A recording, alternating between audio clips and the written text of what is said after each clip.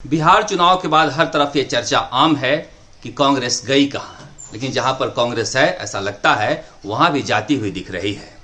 यह बात मैं इसलिए कह रहा हूं कि ऐसा लग रहा है कि कांग्रेस में कोई धनी धोरी नहीं है और जिस नेता की जो इच्छा हो रही है वही कर रहा है। इसकी बानगी दिखाने के लिए आपको हम जैसलमेर लिए चलते हैं। राजस्थान में इन दिनों पंचायत समिति और जिला परिषद के चुनाव हो रहे हैं। जैसलमेर की राजनीति में लंबे समय से कांग्रेस में गाजी फकीर के परिवार का दबदबा रहा है। गाजी फकीर की ताकत का अंदाजा आप इस बात से लगा सकते हैं कि जब राजस्थान कांग्रेस में संकट था और विधायक जयपुर के होटल में थे तो गाजी फकीर उनसे मिलने आए थे और मुख्यमंत्री अशोक गहलोत ने उनके साथ अपनी तस्वीरें साझा की थी। जब ये विधायक जैसलमेर होटल में गए तो रणदीप सिंह सुरजेवाला गाजी फकीर से मिलने उनके घर गए थे। उनके जो बेटे हैं साले मोहम्मद, वो मुख्यमंत्री अशोक गहलोत के कैबिनेट के इकलौते मुस्लिम चेहरा हैं। जब फकीर परिवार की मनमर्जी नहीं चली तो उन्होंने बगावत कर डाली है और कांग्रेस की ऐसी की तैसी कर रहे हैं। अब देखिए, साले मोहम्मद जो कैबिनेट मंत्री हैं उनके छोटे भाई हैं अमरदीन फकीर।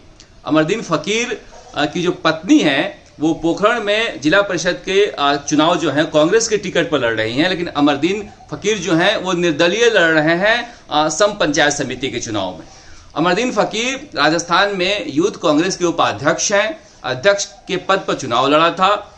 इसके अलावा जिला प्रमुख भी रह चुके हैं। उसके बावजूद इस तरह से पार्टी की बगावत करके चुनाव लड़ रहे हैं।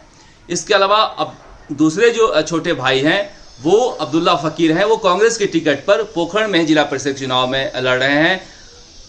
इसके अलावा जो तीसरे भाई हैं, चौथे भाई जो हैं वो इलियास फकीर, वो भी निर्दलीय लड़ रहे हैं। इसके अलावा पांचवें भाई हैं पिराने फकीर, वो भी निर्दलीय लड़ रहे हैं। छठे भाई हैं अमीन फकीर, उनकी पत्नी लड़ रही है निर्दलीय।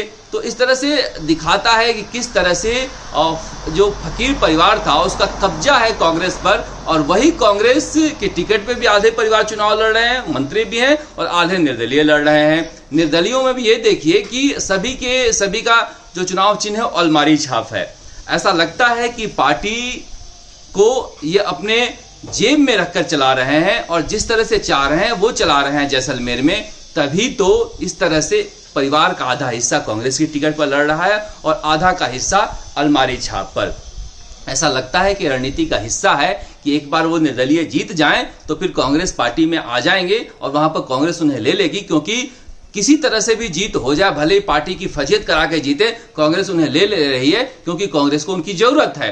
वो किसी भी तरह से सत्ता में बना रहना चाहते हैं और भले इस तरह से पार्टी डूब जाए।